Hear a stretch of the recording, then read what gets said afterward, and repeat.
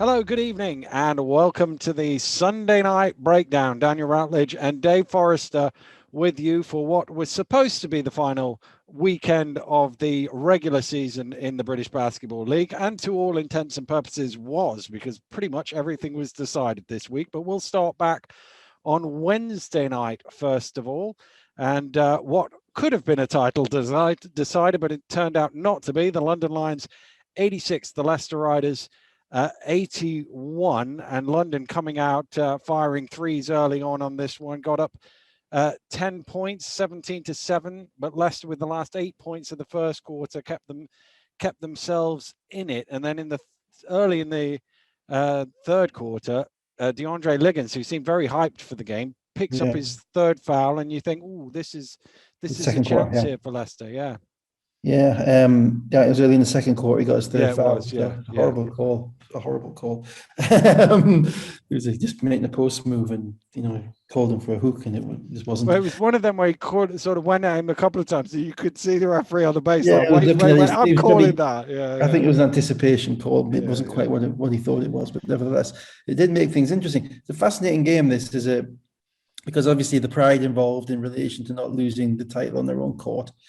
The fact that London have kind of had Leicester's number on that floor as well, and the benches and the amount of people that played, and you get into the point in the season whereby you have to make some pretty strong determinations as to who can play and who can't in these games, because it's different playing against the bottom teams to it is playing in the games which matter against your direct competitors.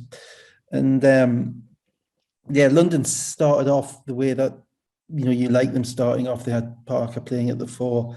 They were shooting threes. Dirk Williams was active, and they had a scheme on Crandall as well, in relation to going under the screen and pressurizing him with either Liggins or Williams or Akodo at times, and that kind of set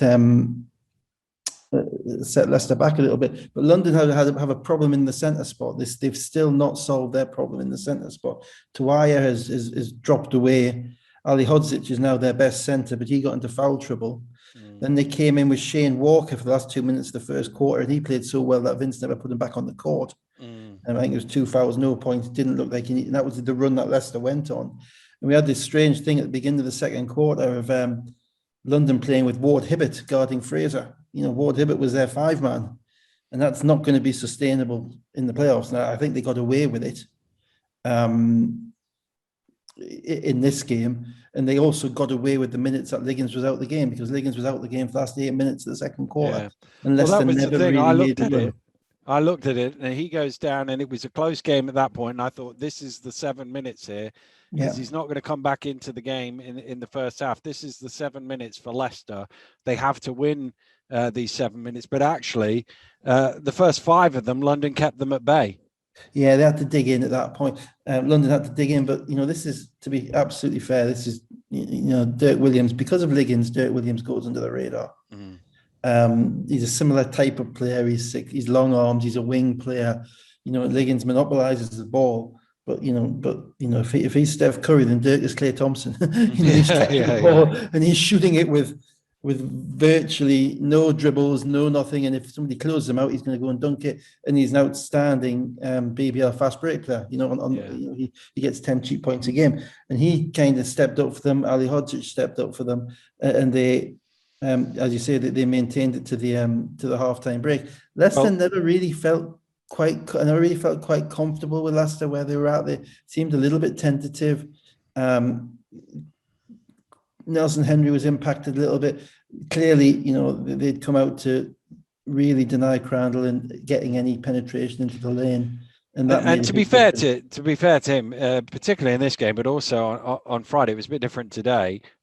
He looks a long way from where he was early in the season physically. Absolutely, he does. He physically doesn't look right, and that's the reality. But a lot of guys aren't healthy at this time of the season. But your shooting hand's a different beast. Yeah. There's a lot of things. Easy to say, he's got a niggle. If it's your shooting hand and you're a ball manipulator, then that becomes a problem.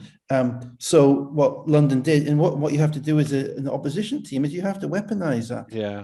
You have to, it's a weakness that you're aware of, and you can't just, it's not Corinthian spirits and values and, whatever. It's like anything we can do to make it harder, which means you've got to make him shoot the basketball, and he's not comfortable. He doesn't look comfortable, particularly shooting the basketball at the moment for anything outside of 6 feet. And London did that, but what London could also do, because of the length that they've got, is defend with one or two guys, long guys, which means that he doesn't have the angles necessarily to make the wraparound passes and all the other things. And also they scouted them properly. They weren't giving up threes to Corey Johnson. They weren't giving up threes to Connor Washington. They defended the Spanish screen right. And in fact, they did everything that Cheshire didn't do today, to be blunt. And then we get to the third quarter, and it was a London third quarter. Yeah, so Leicester had a 9-0 run around the halftime break, cut it to 42-41 with 2 minutes gone in the third quarter, and then it basically became the Dirk Williams show. He had 15 points in that third quarter, and London just ran away with it. Yeah, well, because of Leicester's defense, which is basically contest but don't give up the integrity of your defense challenge. But if you've got somebody who is a shot maker and somebody who gets on a roll, they can score points quickly. And that's and the advantage obviously is that he has excellent passes of the basketball, getting him the ball in rhythm. And with Liggins being able to defend with 3 fouls, and they got some minutes from Ali Hodzic as well, which really helped them. They got out on the run, they made a few baskets on the run, and suddenly what becomes 10 becomes 12, and then it becomes 15, and you're thinking, no, hang on, game's gone. And it's not. Well, no, first score, full disclosure, I had to take my son to football training, and I went to the third quarter break, and I got to where I was going, put the laptop on. It was a 2-point game. But London, I'll beat you on that. I was coaching under 12s team, the local centre, and then I had my mobile phone, and I turned it back on with 5 minutes to go.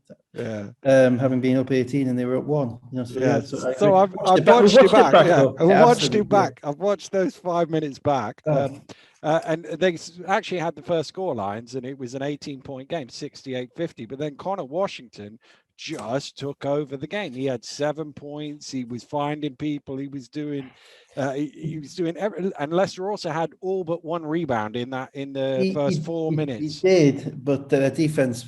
Their defense gave him the opportunity to do that, and their defense linked into London's tentativeness, because I think Nigel pointed out the second possession of the fourth quarter, Dirk Williams turned down a 3. It was early in the shot clock. They were up by 16. He turned down a 3, and Nigel's like, Dirk, you need to shoot that. And I'm like, yeah, Dirk, you need to shoot that because you can't stop against Leicester. You have to. You can't just keep. And what happened? And also they had they had Tawire in the game, and he was struggling. He wasn't getting any rebounds. He wasn't finishing. So, and then they're running back on you. And I thought that it was what they got in transition or in semi-transition that really helped them, because Connor's threes come in semi-transition. He throws a lob to William Lee. Then they get a ball rotation to the wing, and a second pass down to the baseline. I think Lee makes another layup. And those transition baskets really kind of fuel you as you're going, because you know you're getting them off stops. It's not the same as they make a shot and you make a shot and you think you might make a couple and they just miss a couple of shots. They were getting them off stops. And the biggest decision actually Rob had to make in this whole game was whether to bring Gino back in with 5 minutes to go, because they'd just gone on a 17-0 run or something like that. And the game was there for anybody. I agree with him. You put your talent on the court, so he did it. So I'm a fan. I like that decision. But what happened was London were able to regain a little bit of equilibrium. Dirk made a couple of shots, and then we got into kind of 3 minutes to go, and they just went mano a mano. They just went, So Dirk hit six points in a row, and then Anderson hit 5 in a row for Leicester, and it's 74-72, and then really some big shots down the stretch by London. Robinson hit a 3. Parker, the one at the top there, was a big 3-pointer as well. Yeah, but they all came from Liggins. Liggins was a point guard at this point in the game, and Liggins had 3 assists for all of those 3 shots. The first one was a little pet play they run where they split at the top, and Leicester run it as well, and Liggins threw it across to Robinson. Robinson caught it on the elbow, extended and drained the 3. The second one, Liggins dribbled left into what was kind of Parker set the screen, he flared out, he picked and popped to the top of the key, drew 2 guys, Liggins delivered it on on point. The third one, Liggins penetrated hard to his left. Parker's guy in the corner helped off. He threw it to Parker. Parker made another one. There were three, high quality players from your point forward at that point in time. But the thing was, it didn't break Leicester because Leicester kept coming back. This is the one thing that Leicester have because of their consistency and everything that they do and how they do it. They don't really get rattled. They just do the same, but they do it harder. And they made shots as well. I can't remember all of them. I remember Anderson making one in the corner, and Anderson makes big shots because he's been there before. And then obviously Lee made one at the end, which was a ridiculous shot to get them back within 3, but they never quite got close enough. No. And they didn't get anything at that point out of Crandall because I think his hand in certain games is something he can manipulate through a game. But I think in that game it was very hard for him. Yeah. Very hard for him. So Leicester never got the ball back with a shot to tie or take the lead. So it was a good finish to the game, and Lions doing what they wanted to do, which was at least force Leicester to win it themselves rather than allowing them to have it on their court. Yeah, and they started off making threes and they finished up making threes, and that has to be their identity. They can't change now. That has to be what they are, and they're going to. People say win by the 3, lose by the 3, but they have to shoot the 3. They've got good shooters. They're scary when they shoot the ball, when they space the court that way. Dirk Williams, 10 of 17 for 29 points, and William Lee, a fantastic game as well with 25 and 11. Yeah, both have players.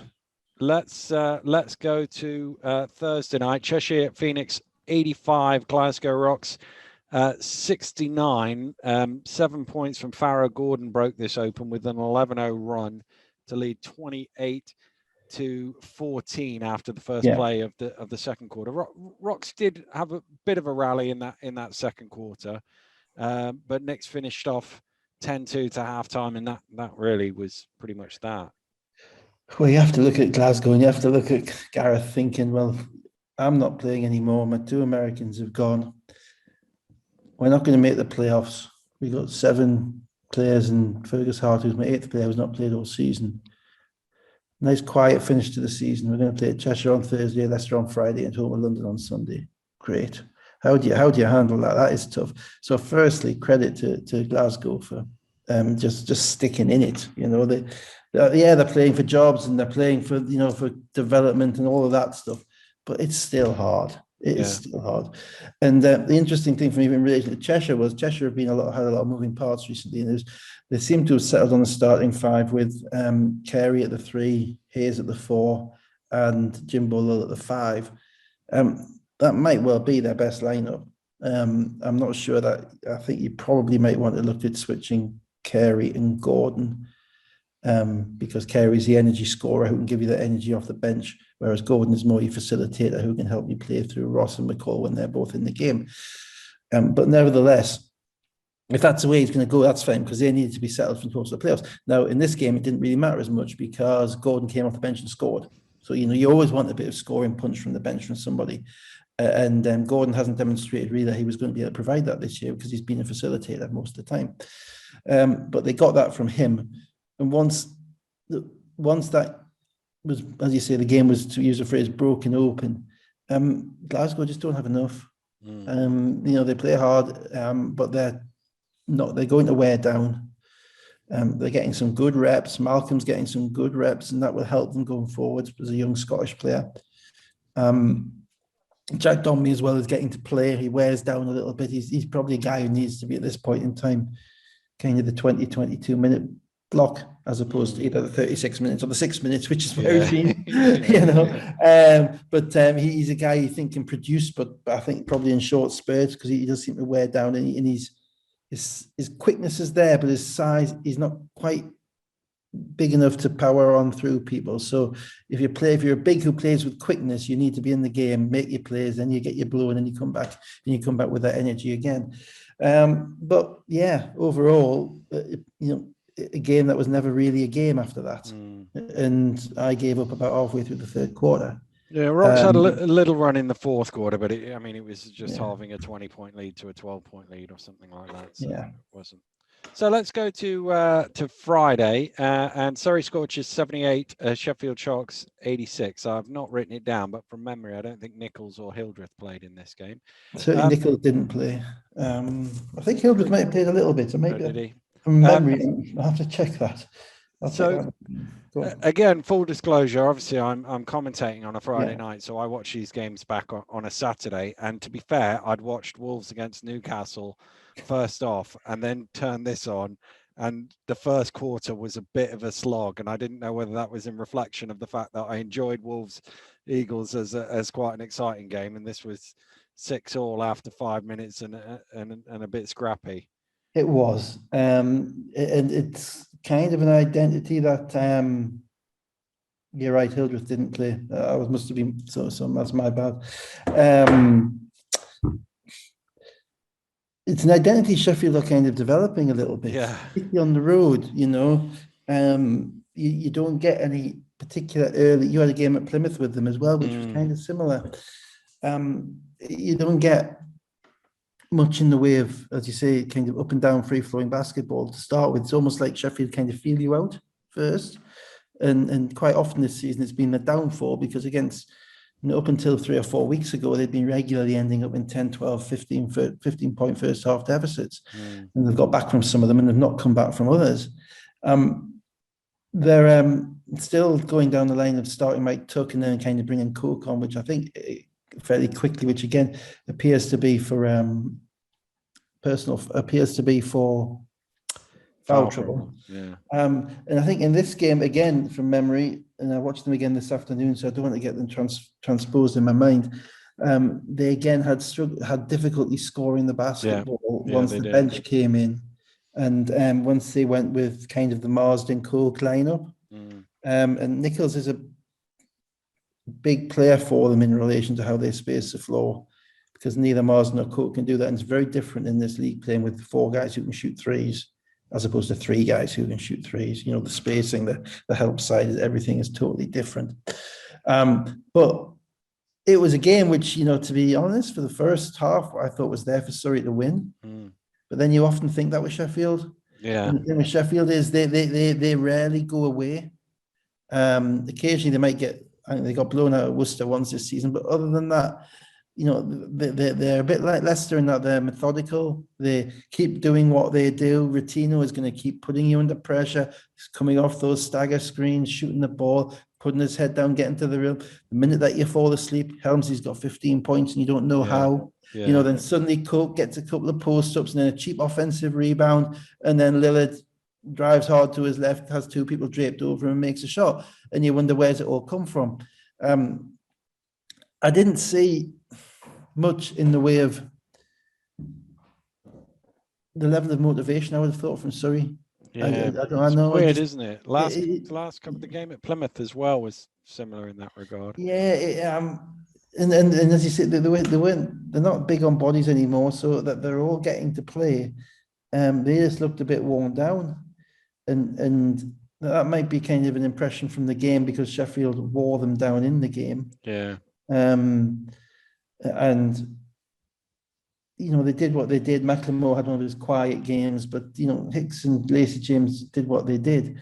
Let's take it through the middle quarter. So Teo has 3 3-pointers and an 11-2 run to put them up 38-27. That was the point you were talking about where Sheffield was struggling to score with their second unit. Sharks then get it back to 4. Hicks makes a couple of threes in the last minute just before halftime, and they're up 10.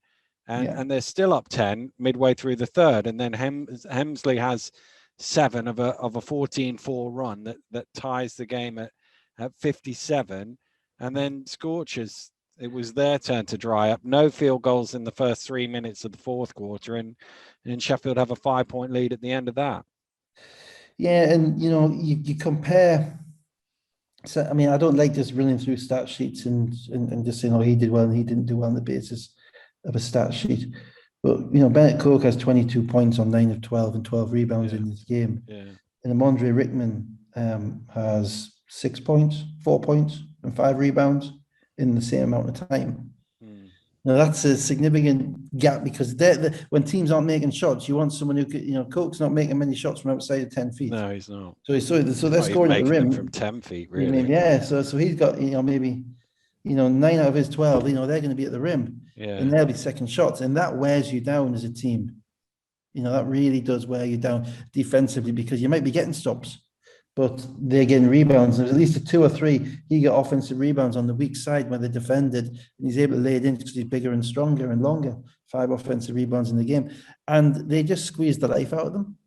I thought, yeah, I did as well. And 3 minutes to go, Sheffield up 7. You think this one's pretty much done, but then Sheffield did a good job of trying to get Surrey back into the game, turned the ball over a couple of times. Teo got them back to a 3-point game, and actually Hicks had a 3-pointer to tie with the minute to go. Yeah, it doesn't go in. It kind of rolled around as well. Yeah.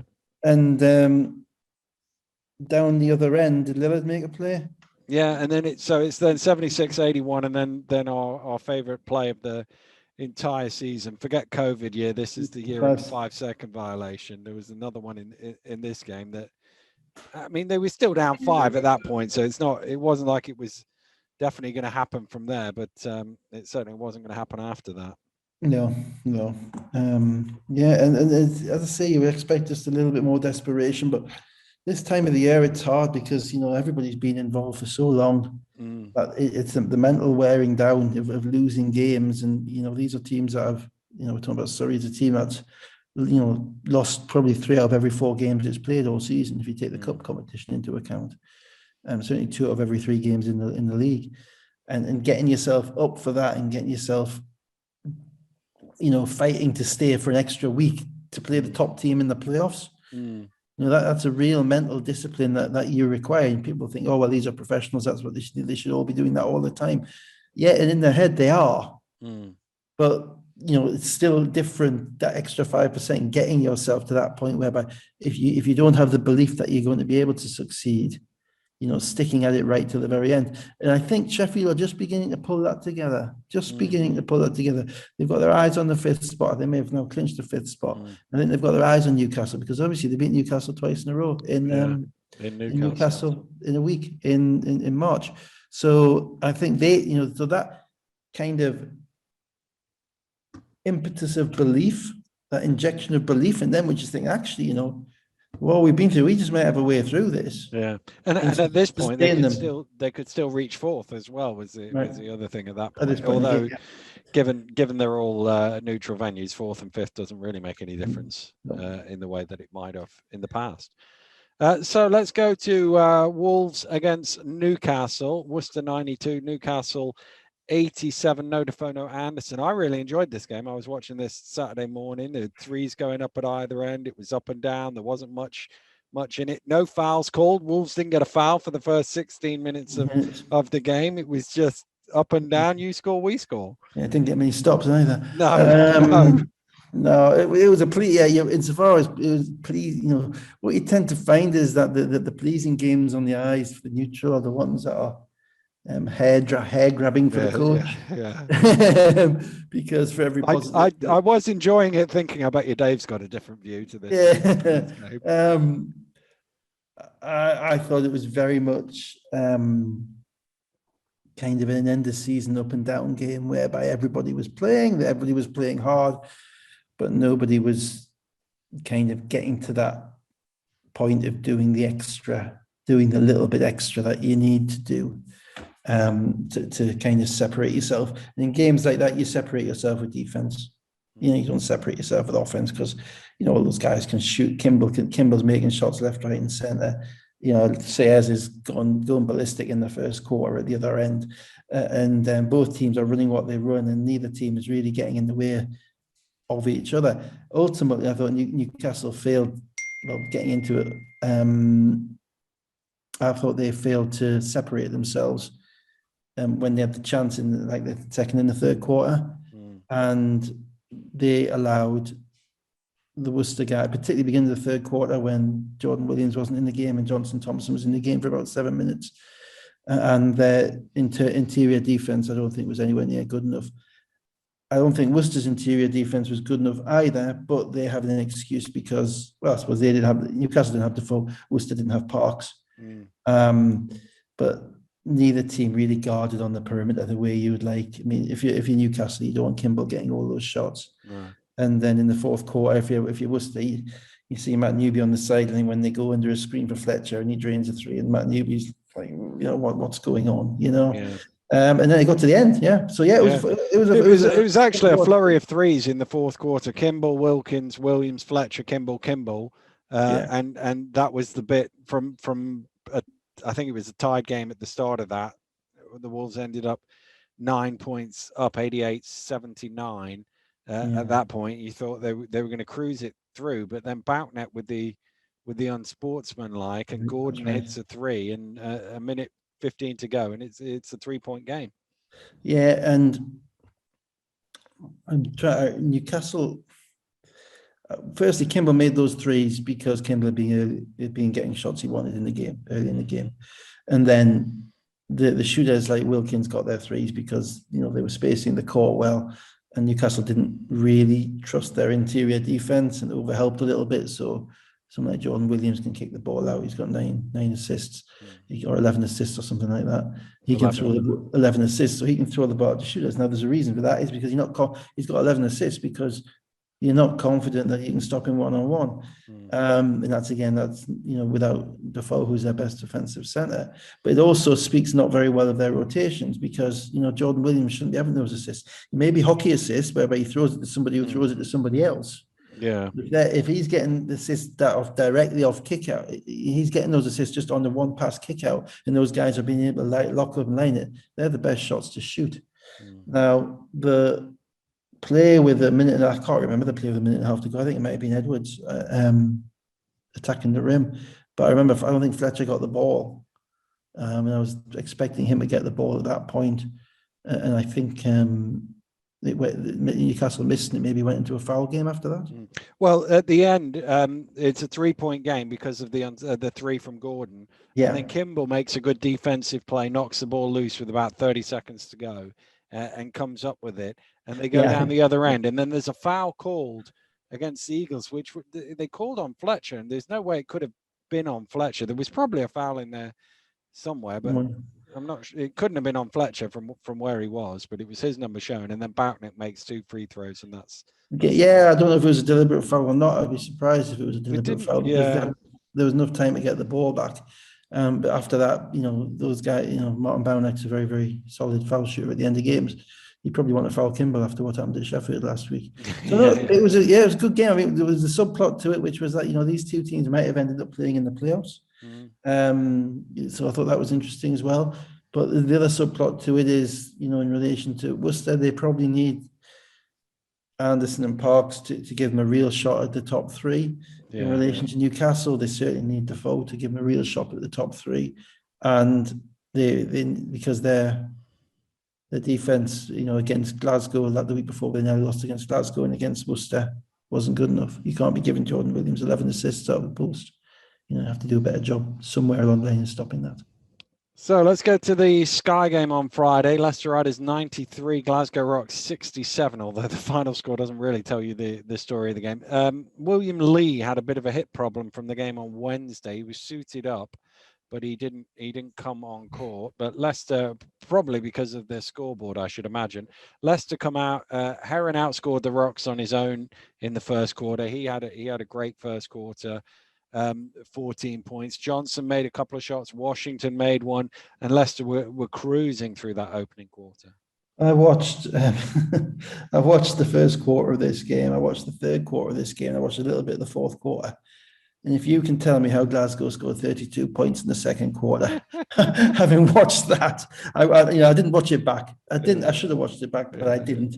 If you can tell me how that happened and explain it to me in words of one syllable, then you're a better person than me, because they were struggling to get a look at the basket in the 2.5 quarters that I watched. I know they chucked up a lot of threes, and Johnny can get going. Johnny, I can't get to one syllable, but I can get to two. Bunyan made a couple of threes, and they actually had a 16-6 start to the second quarter.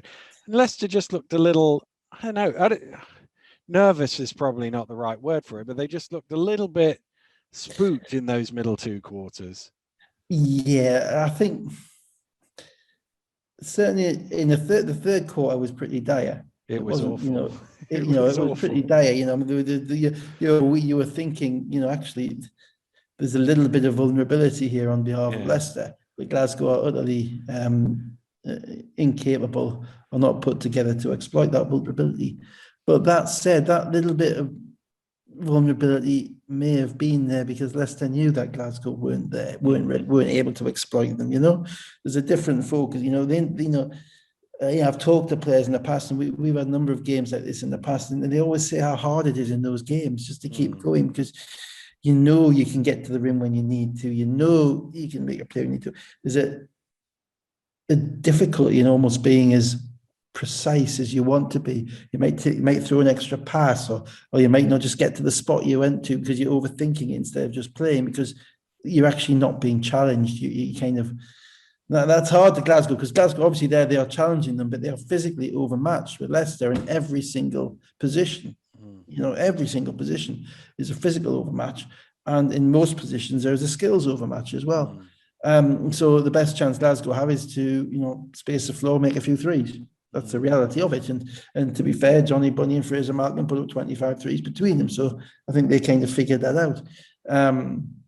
But I don't think, whilst you say that they were looking a little bit vulnerable, I don't think there was ever a prospect that they would lose that game. I think their coach may have thought there was a prospect that they would lose that game because that's what coaches think. But you were just waiting for Glasgow to wear. And on top of that, you figure in the fact that Glasgow played the night before.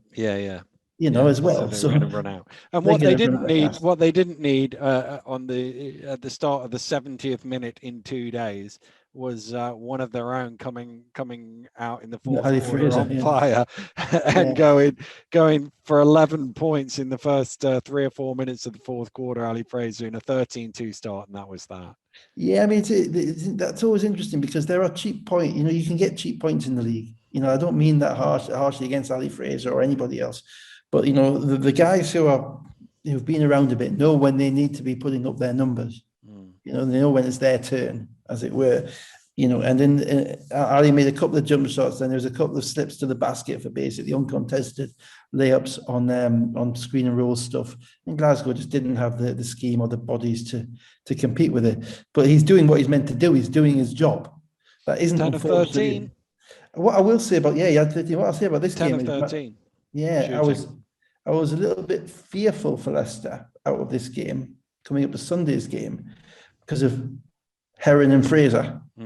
Because I thought Heron and Fraser may come in, not so much Fraser, Heron in particular, having had that start, may come into Sunday finding it a slightly different kettle of fish. And that can sometimes throw a player off early.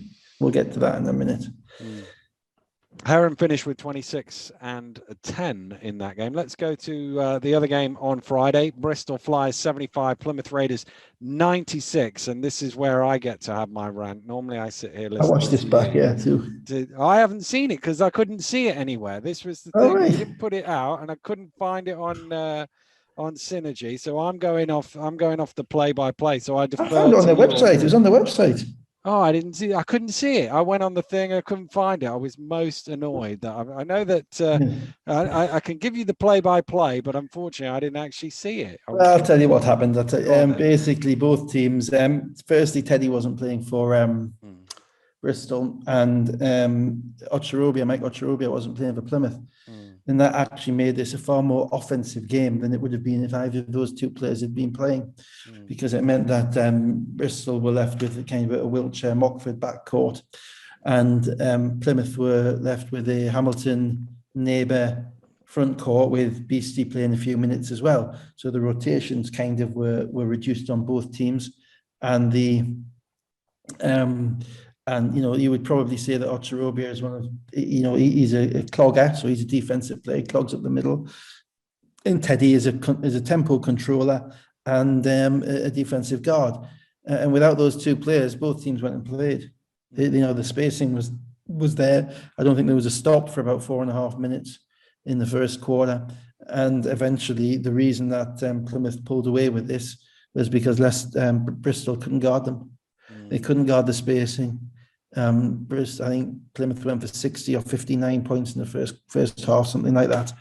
And with Hamilton, Neighbour, and then Morcell hitting shots and Porter Bunton getting involved, and with kind of no non-shooters on the court at any point, because the only guys they've really got coming off the bench are Beastie, Dusha, and Sentence.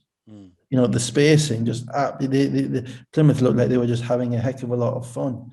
And they have this ability because Hamilton and Neighbour are so versatile that they can both go down low, so they can jiggle it around and beat you both inside and outside. Bristol, with Wiltshire running a point, were more fluent and they were going faster. They were attacking the rim.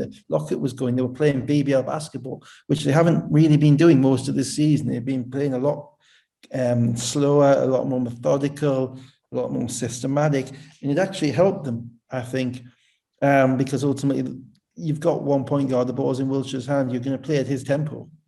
And that meant that kind of freed Lockett up. So he was saying, if Wilshire's shooting that shot, I'm going to go. And they became a lot more perimeter based, a lot less kind of dump it in and hope the big guy makes a shot. And kind of stayed close. But Plymouth have a little bit more defensively. McGill was the best guard on the court. And ultimately, they couldn't stop them. And by the time it got to the end of the third quarter, I stopped watching. Yeah, well, I mean, the play-by-play, I stopped looking after the 12-0 run in the second quarter, which Morcell had 7 of.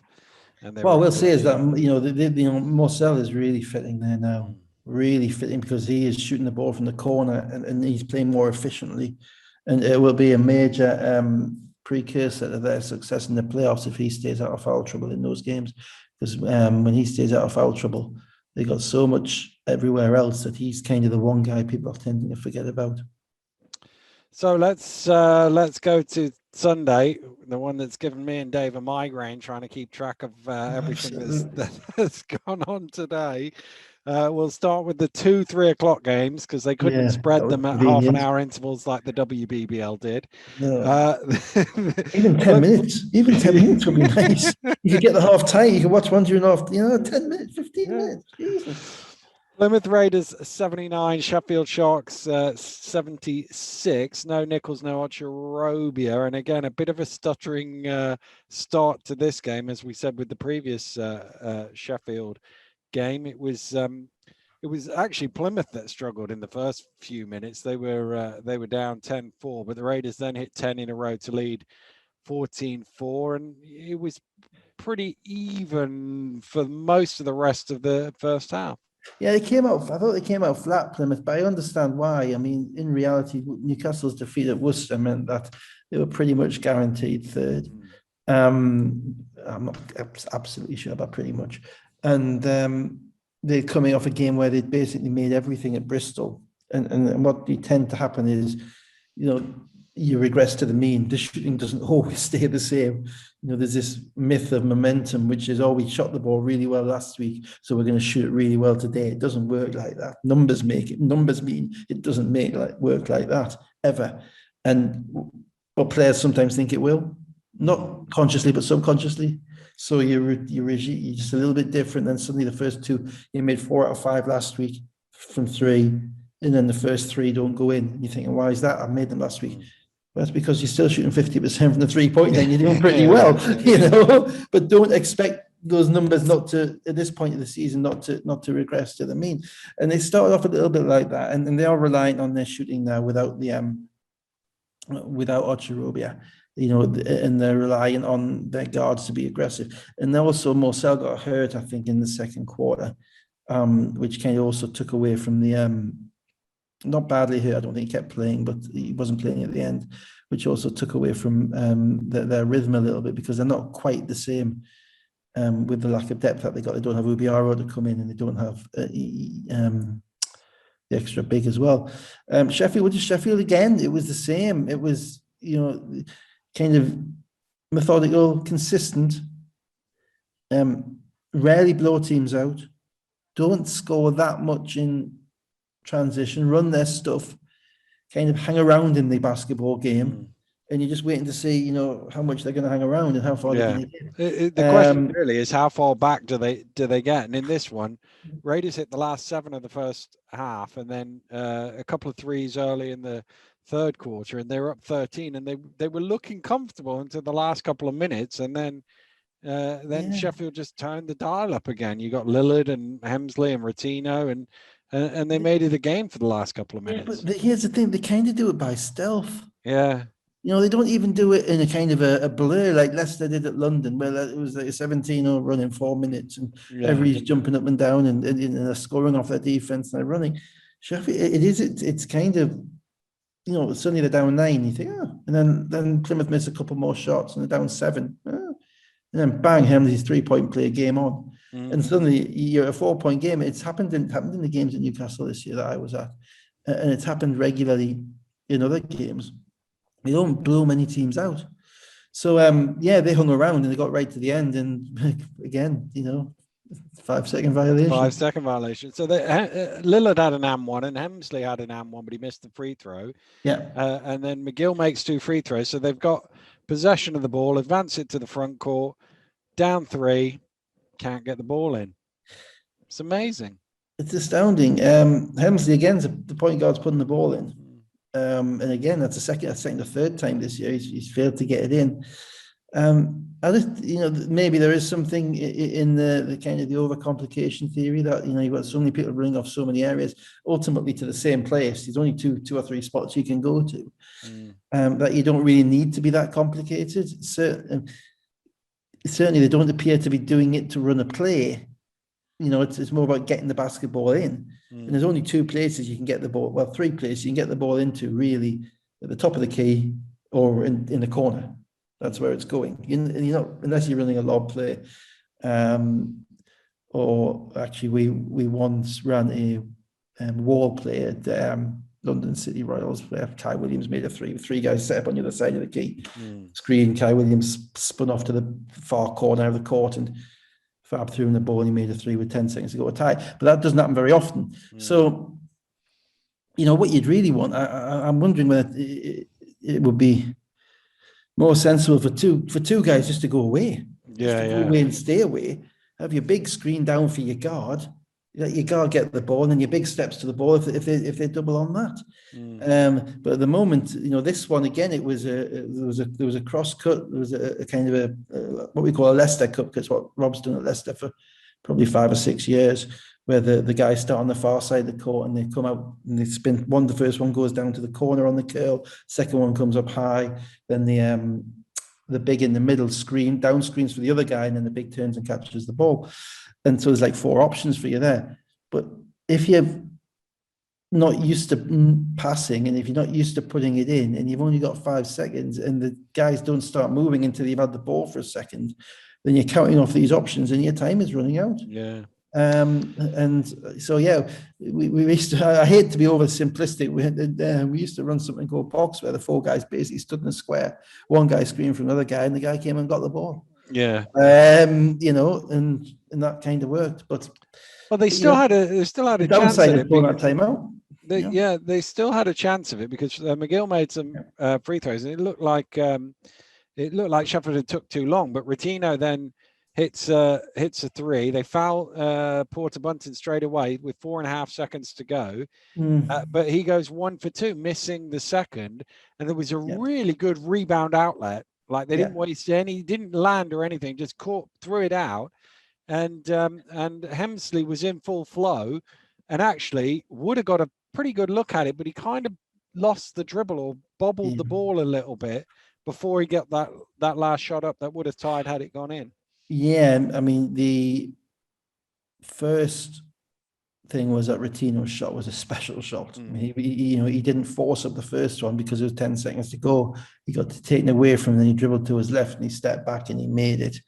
And then they got their quick foul, and they fouled the right guy, because Porter Bunton's probably the flakiest, as we saw against Leicester. Hemsley had Lillard in the corner as well, wide open as well. So I'm not quite sure where Plymouth's free throw line defense was, because you know, again, you can't be giving that up. You know, the Hemsley shot that shot with nobody in front of him. He's not really a guy who's made that many kind of shots off the dribble, off the run. He doesn't really make shots like that. He tends to be kind of a set your feet guy, get them off kickouts or get them on off swing passes. So it probably wasn't the greatest shot for him. But if you had to live with a shot from 3-point line, a tie game with 4 seconds to go, off of missed rebound, off a missed foul shot rebound, I think you would live with that one. Yeah. So yeah, they got lucky. Plymouth got lucky because they should have closed the game out better. And as I say, this foul line defense is coming back again. You've got to be able to defend your own foul shots. We got lucky as well because it gave us about a 10-minute window before the 5 o'clock Overtime would games. not have been popular. It wouldn't before the 5 o'clock game. So let's move on to those 5 o'clock games, and we'll start in Glasgow, where it finished the Rocks 68, the Lions 73, and huge team news before the game in that Callum Mortimer wasn't available for the Rocks. Oh, and also there was no Liggins, Ware, Tawia and Robinson as well for London. Well, yeah, I mean, that probably says a little bit about Glasgow. It probably says a little bit about what Vince thought was going to happen in Cheshire. And it says a little bit about the remarkable length of the Lions payroll, which goes to your second Microsoft Excel spreadsheet for the first time in BBL history. HMRC has twice as much work to do with the Lions as it does with anybody else. But that means they've got players who haven't basically played, and Vince can keep them happy. So Kingsley Okoro comes in, plays very well. Jordan Spencer comes in, still struggling, and the other guys, and London's basically London's second string with kind of part of their third string. I think if Vince had realistically thought that Leicester would lose that basketball game, he wouldn't have took that team up there.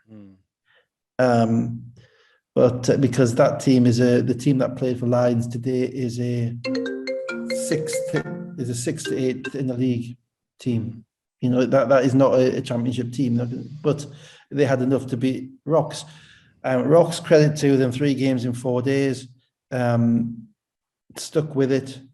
I think they were helped a little bit by London and the lineups they had, because London's lineups were out of sync a lot. These are guys who've hardly played, who are now playing big minutes. I thought Walker again didn't look ready. He's really disappointed me recently, because he should be higher up in their rotation than he is. And I think he was a -12 or -14 in this game, and Okoro was the opposite. Okoro was big, serious in BBE. I'm struggling to think of any bigger in the past few years in our league. And I don't mean that in a bad way. He uses his size quite well. Obviously, you can only beat certain things if you are that size. But he may well have been a little bit underplayed this year on what he's provided today and what I've seen. Certainly as kind of Tawe has been wearing down. But they actually nearly lost this game. Well, we might as well. So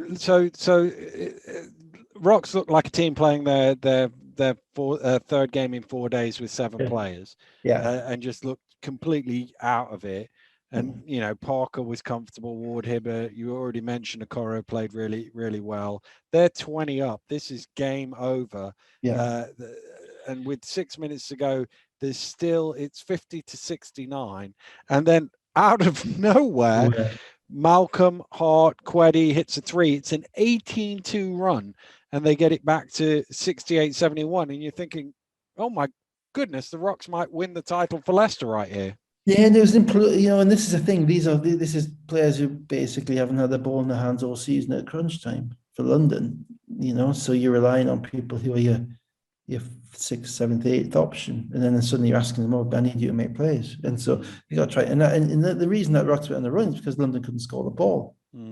And their only kind of true scorer on the court was Dirk Williams. Who is doing a bit of Atlas style world on his shoulders at the minute, and I probably wants to ask the question as to why he didn't get the night off as well. But they got to the point. I think it was a 5-point game when Malcolm had a wide open 3, which he back rimmed and came out. And even then, I think London turned it over and Glasgow went the other way. And as you say, got it down to 3. But they never quite got it to the point whereby they had a shot to kind of tie or to get level. No, London went back down, and Ali Hodgic had the score that took it to 5, and then the Rocks took too long on the offense and missed the shot at the end of it. Yeah, but there was a brief window there. Yeah, there was. Malcolm's 3. When Malcolm's lined up to shoot that 3, my immediate thoughts were, "Oh dear." What's going to happen if he makes this? Because if he makes that, then it was a 2-point game with about 1:10 to go, and it was all on. At that point, it's anybody's game. But you have to get within. If you're a trailing team, you have to get to the point whereby you're in a position to tie the game. If you don't get within one shot, it doesn't matter how good your comeback is. You're not there. You're going to be fouling at the end, and you're most likely going to lose.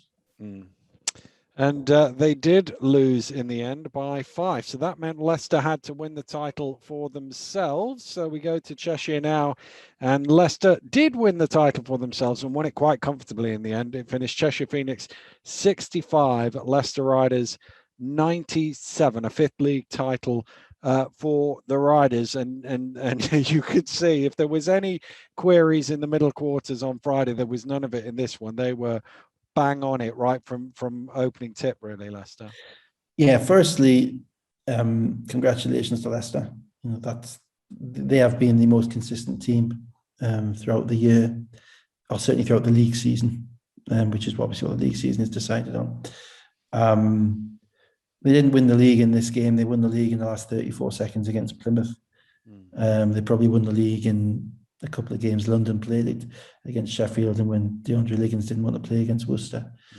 But mentality is a big part of winning the league. And so little things that happen over the course of the season, which aren't to do with your talent, but are to do with your mentality, they win your leagues. And Leicester are not operating on a budget close to what London are.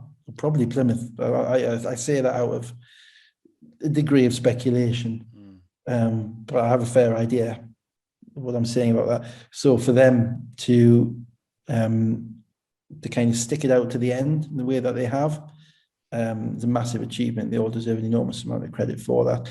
It takes me back to, I think, even before I was involved with the Eagles, when they played against, they had Everton Tigers.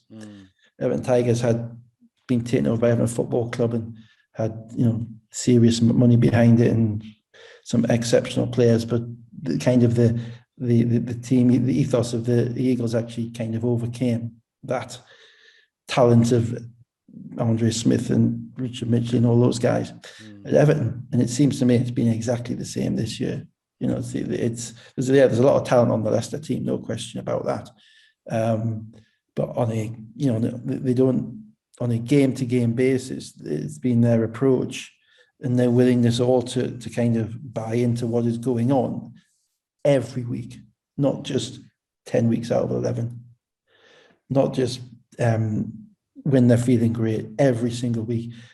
That's kept them going, and ultimately they end up in this horrific situation, and it's a horrific situation because I've been there, whereby they all go to bed last night scared stiff because they've played for 8 months, 7 months, and it's on one basketball game. And that is a fearful situation to be in because, there are so many things in your mind that can go wrong, particularly as coaches, that you're thinking about. What if he can't make a shot? What if he can't make a shot? What if the ref blows a call? What if this guy slips and falls over? The game could be over like a shot without you knowing, and suddenly the whole season is gone. And it's not the same as if you're in a cup final. Because if you're in a cup final, you've got the season to continue afterwards. But both teams are in the same position. Yeah. You're where you're at. It only happened to me once. It was 13-14, and we had to beat Birmingham Panthers and Surrey Scorchers on the last weekend to win the league. And if we lost one of those games, Sheffield would win the league. And I was terrified. I couldn't even go to the Birmingham game because it was my son's birthday. I had to watch it on Statcast. I've never been as wound up. It was 56 halfway through the third quarter. I've certainly never been as wound up. And Birmingham were winless that season. Birmingham were winless. And, I've never sworn. I don't swear much. I've never sworn as much in my life. I had my dad sitting next to me holding my arm to keep me calm. And then we drove down to Surrey the next day, and Flanoy and McLeod will forever tell me that I spent the entirety of that game hideously overcoaching a 45-point win. You know, because you're desperate about, well, he's got 2 fouls, we're up by 25, Dave, it doesn't matter. You know, and because what's in your head is that this can all go wrong, and it's not a question of it can all go wrong over one day. We've worked so hard and we can't get there. So that's the background to it all. And people don't understand what those guys and what Rob, what Pablo, what those guys have gone through in relation to that, you know, in relation to the dread in relation to a game like that. But the Leicester guys, to be fair, showed up from the beginning. I think they were aided a little bit by the Cheshire's scheme, but I mean, let's be blunt. The first play of the game, Gino split a double team and dunked it. That's a statement of intent. It's not just making a play. That's a statement of intent. And then they spent the whole first quarter shooting open threes or dunking it. Basically. I can't contemplate what Cheshire were thinking about in high hedging the screens and not going under the screens, because Gino shot the ball 5 times in the game. They were all at the rim because they were kind of going over the screens and allowing him to get downhill on the big guy. And that's not what Leicester had done. That's not what London had done. That's not what Newcastle had done successfully when they've been challenging him to shoot the ball. Well, they never challenged him to shoot the ball once. So I was perplexed by that. I thought Cheshire showed a little bit of fight early, and you know, Cheshire starting 5 can score the basketball. I thought Matthew Bry and Ammaning was horrible when he came in. I thought that changed the game a little bit because Jimbo Lull I thought was pretty good, but Matthew Brown was like -10 in 4 minutes on the court and 0-4 from the field, and just took them out of their rhythm and what they did. And at that point, everybody in Leicester was there, and Jamel was knocking down those threes that sometimes he hesitates to take, you know, and he wasn't messing around in that game. And again, I go back to the game that they beat us in, I think, to win their first league title, or the first recent one, in probably 15-16, which was the year the arena opened. And that was a tight game all the way through all the way into the fourth quarter. And it was the end of the season game, basically. Whoever won it would win the league. And we lost Scott Martin, Andy Thompson in the first half to injury. Tight game. Jamel Anderson made the shots, made a big 3 in that game to break it open. He came out, made the shots again in this game. And basically, it was like, you know, it was almost like Cheshire hadn't been watching what Leicester were running, because they ran whatever they wanted. They got the screen and roll for Gino and Darian. They got Corey Johnson shooting threes off the Spanish screen. They got anything that they wanted. And I'm kind of happy for them that it was comfortable. I hope, I know it's very difficult because it was the same for us at Surrey, because we won that game by about 40. I hope they actually enjoyed the last kind of quarter. I'm pretty sure. I hope Rob I hope he just took a step back and just thought, I sent a tweet out with 5 minutes to go that there was only one person left in the world who could see a way for Leicester to lose this game. But here's the thing: 3 minutes later, he put in Wild and Headley, and I was like, now it's down to 0. And here's the thing: it's not bad actually. I like that. But that's exactly how I felt at Surrey 5 years ago. We can lose this by 30 down. I can't remember who was playing for Surrey. Actually, a similar story to that. When Leicester won their first title in 2012-13, they'd beaten Newcastle. I think it was on a Wednesday night, and then they had that was a cleverly scheduled game. And they at the weekend they had Durham, who was second from bottom at home, and Mersey, who were winless and bottom away last 2 games, and they needed 1 win out of those 2. And obviously I'd spoke to Rob a few days before, and he was worried about the weekend. Durham played really well last time they were here. And Leicester, similar sort of thing, got up early. They were cruising this game. They were 20 something up with about 5 minutes to go, 6 minutes to go. And Durham hit like about 3 shots in a row, and they'd had a little run and cut it down to like 16, 17. Rob called a timeout, went ballistic in the thing because he could see the defeat coming. Nobody else in the building could see it coming. But that's how you win leagues, isn't it? It is how you win leagues. It's you have to be remorseless, and and you have to be relentless, and you have to see dragons around every corner. And often those dragons are around your own team. You have to see, you have to know your own team as much as anybody else, and you know you know yourselves, know your opposition, know your environment. Yeah. Those three things.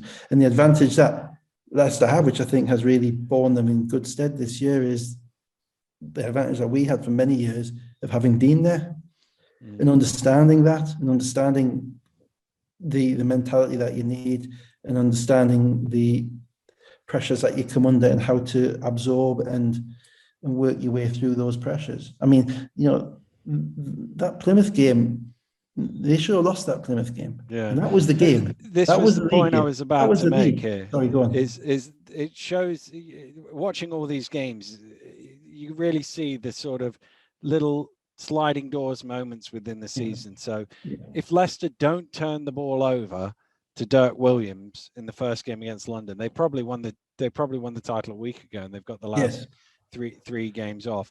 If they don't force Plymouth into that turnover, they've probably lost the title by now. And it's those sort of little tiny moments in seasons, the Manchester game at home that they could have lost, the Worcester game at home that they could have lost, the Sheffield game at home. There's so many little things that actually all of those have to slot into place to win a league title. And that's, I mean, I got into a discussion on Twitter today about the league versus the playoffs and whatever. And that is why the league is much, much more difficult to win, because you have to every week have all of those things go your way. And some of them you can control, not all of them. You can't control whether Brandon Anderson makes a shot on the buzzer or not. Injuries, you can't control injuries. You can't control Gino going down and missing a few games, and all of those things. But the bits that Leicester could control, they did. Yeah, and in many ways, losing in the first round. I mean, when they lost in the first round of the trophy, I kind of had them ticked off the league. And because I thought their focus would be on the league, they hadn't won. They'd lost in the cup, they lost in the trophy, and their record this season is probably the same as London's if you look at it game by game. In relation to all the games, but it also works conversely as well. And there is basketball karma. There are gods, and London won the trophy in 8 minutes into a game at Newcastle on the Friday night. DeAndre Liggins got 2 ridiculous technicals. Justin Robinson at that point was injured, wasn't playing. On Sunday they played a Worcester team who were under the weather themselves and had all sorts of dramas going on, and they lost those 2 games. So that works as well. It's that consistency of approach. You can have individual meltdowns, but they can't continue. You're going to have games you don't make shots. You can't have spillovers. And they had a spillover from that Friday to that Sunday, which lost them 2 games, which meant that, that wasn't a physical spillover. That was a team coordination spillover, chemistry spillover, whatever it was. We don't know. We weren't there. But they lost 2 games they should not have lost. In that way. They gave up 110 points to Newcastle, and then they scored 72 points against Worcester. And that will not be because of the talent on the court. That will be because of whatever was going on. And it's avoiding those traumas, and it's avoiding that stuff and navigating your way through the season, and dealing with everything you have to deal with, and the player of the month curse, and players getting a little bit above themselves and all of that stuff. You have to deal with it all. And that's why I'm happy. I'm happy they won it easily, and that they didn't end up, afraid to the death for it. But I did say, I think I said about 4 weeks ago, if they had to go to Cheshire and win, they would win. They would, because a team who needs to win is always going to find a way of winning, and they did. So congrats. And they did, yes, congrats. And Rob Paternostro, with his 5th league title, he now moves level in 2nd place overall with Kevin Cadle. He's getting a bit too close for my liking. Fab Flanoy first with 7. Yeah, he needs to. And some guy named Forrest. A couple of assistants, coaches, medals as well. Let's move back to the battle for the last playoff place, and we'll start in Manchester. Manchester Giants 81, Bristol Flyers 83. This was a really tight. I mean, obviously, we're watching three games at the same time, but this one, every time I was looking at it, the scores were either level or very, very close to it. It was a really tight game, this. Yeah, it was. And as I say, it didn't really catch my attention in the first half for that reason, insofar as, we really focused on the Leicester Cheshire game, because obviously the ramifications of that. And every time I kind of looked at the third screen on Bristol Manchester, it was a 2-point game or a 3-point game, and you really couldn't get much of a feel for what was going on. Other than Bristol again were playing the same way that they had on Friday night. They were pushing the ball. They were playing freer. There was less hesitation stuff. There was more aggression from Lockett in particular. The guards were shooting the ball more open, more quickly. And Wiltshire was again trying to run the team at kind of his speed, which I think is sometimes this season, his speed's been different to the coach's speed and different to Teddy's speed, and that can create a kind of a schizophrenic situation. And I think without Teddy there, that makes it very simple. They're going to have to play the way that Wiltshire plays. And then it got to the second half, and it kind of got my attention because there was a lot on that game. And to be fair, both teams, and I was a little bit worried for Bristol because on Friday night I was worried that they'd tuned the coach out and they did down tools by the end of that game, or by the end of the third quarter of that game. And so you're always wondering what they're going to come back with, And to be fair to them, they absolutely came back and showed a tremendous amount of stickability in that game.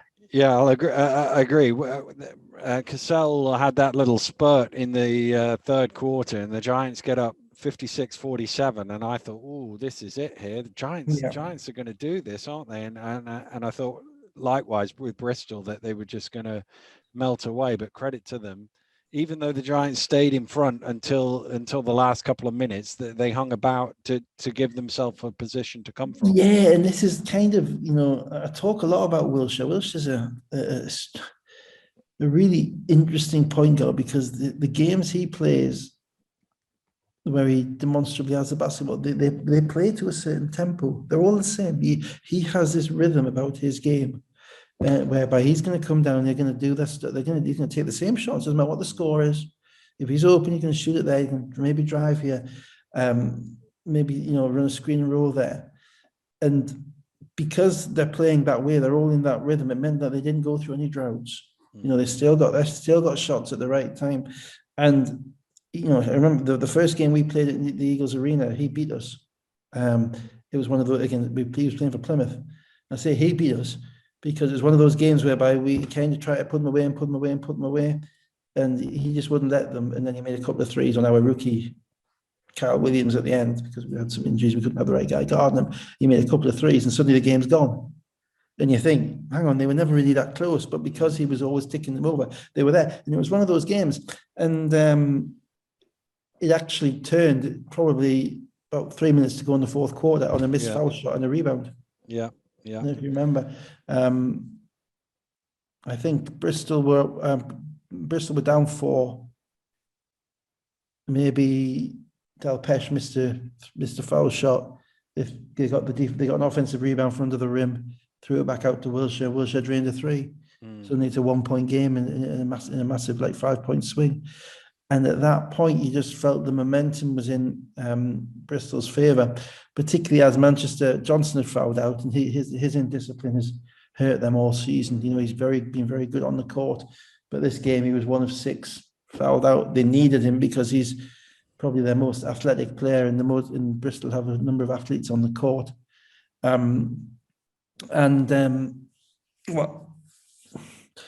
Mockford made a couple of threes late on as well, which put them in front. Then Whelan hits 3 free throws. Mockford made a dagger 3 in the corner. Yeah, he did. He made an absolute dagger 3.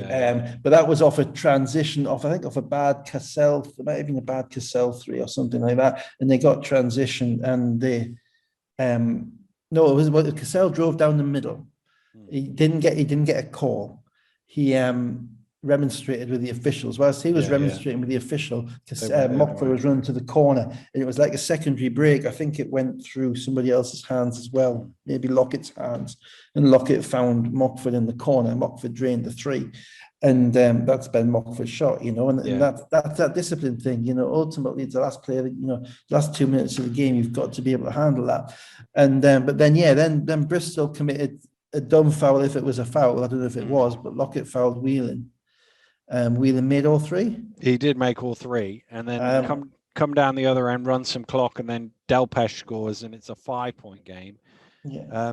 But then Manchester come down. They've got to go quick because there's only under 40 seconds to go. Cassell makes a ridiculous shot. Cassell makes a Cassell shot, doesn't he? And yeah, it's a ridiculous shot to his right, 2-point game, and you think, oh, it's still not gone. It's still not gone. And they foul him, don't they? No, they got to stop. They got to stop. And then so Cassell comes down, and they're down 2, and he sort of ran round and then went back out to the 3-point line and took another ridiculous shot, but having just made one from the very same spot, sort of thing. But this time it didn't go in. Yeah, my fault. I had it in my head that was a shot to tie, but you're right, that was a shot to win. And I mean, it's tough. You've had the ball in his hands all season. He's made so many of those shots. It isn't going to anywhere else. No. If you're looking at it. Well, here's the thing. That is Manchester's season, isn't it? Right there. Yeah. I hesitate to use the word bad shot because it's his shot. That's what he makes. But for anybody, any normal person, that's a bad shot. And it goes in, and they're probably in the playoffs. It comes out, and they're done. And that kind of, if there was a way to end Manchester's season, that was it, really, wasn't it? Yeah, I suppose you're right. And again, they have. It's a shame because I was actually kind of rooting for them, and because I think they have a little bit more. I think Bristol have underachieved at 10 and 20 or 11 and 19 or whatever they 11 and 18 now. 11 and 18, and I think Manchester actually, given that they're basically a new organisation, who've brought a coach in, 2/3 of the way through the season. They swapped their coach 2/3 of the way all the way through the season. Have had 2 Americans go home. Ulf has been outstanding. Amazing, I can't. If I had a man crush on basketball player, it would probably be him. And I know he's a prison boarder from Liverpool. Almost a triple double if you separate the rebounds. He had 11 points, 9 offensive, 9 defensive. But it's not. It's just his energy around and his ability to jump off 2 feet and the absolute positivity he gives. He's a guy.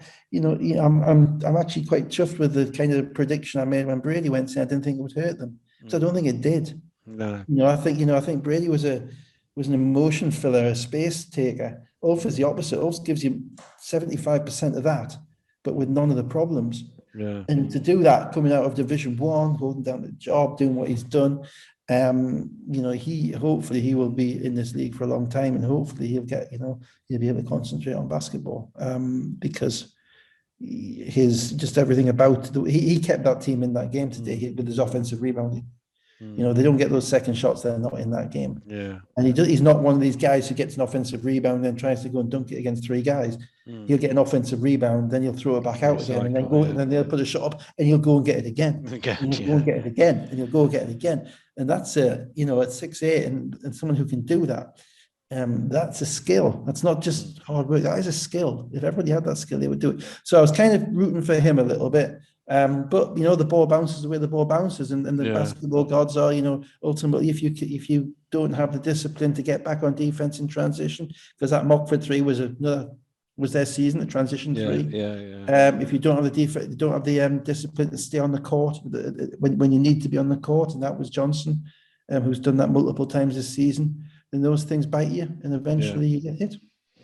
Yeah, 33-game season, they might have got there, but they fell just short in a 30-game season. Well, Bristol weren't qualified for the playoffs at that point. They needed Surrey to lose as well. And of the 3 games that were going on simultaneously, this is the one that I had least view of, simply because Eagles got 18 points in the first 6 minutes, were up 10, and appeared to be cruising throughout the whole game. Yeah, I watched a little bit more of it than you, I think.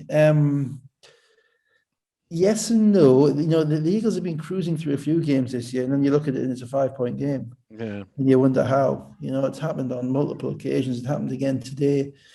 again, it was kind of the same story. Surrey were again without Hildreth, and I know Jeff on the mic wasn't sure if he's left the team or if he's injured or anything like that. We just don't know. And they were also without Cashaw as well. So they were struggling defensively, I think. And obviously the biggest problem with Newcastle is you have to contain Fletcher and Edwards. Mm. And it was one of those games Fletcher went for 34 points and 9 assists. And Edwards had a triple-double, 19, 9 and 8. And that's great from an Eagles perspective, but it's also slightly concerning from Eagles perspective because you're looking for where's the rest, where's everybody else. Surrey hung around. Caelan came in, made some threes in the second quarter, which kind of kept them close. But even in the third quarter, they never quite got that close. And it was only in the fourth quarter, as for about 4 minutes in the fourth quarter, it had the same look as Newcastle's game against Manchester, where Newcastle had been up 15 and then it just fell apart. And, Fletcher had gone for 30 points in 3 quarters and was beginning to wonder when someone else was going to actually make a play. But Surrey didn't quite have that kind of joie de vivre. They didn't have that energy that Manchester had about them. And, they looked like a team, or certainly a group who were weighed down by the season, to be honest. They lost their discipline a little bit at the end, got some daft technicals. Well, they lost their discipline quite a lot at the end because Macklemore had made a couple of threes and they had got it down to 5 points. And I can't remember, was there about 40 seconds to go or something? Maybe a bit more than that. That's right, yeah. And then suddenly Creon got a tee, Caelan got a tee, got kicked out of the game, and it was all...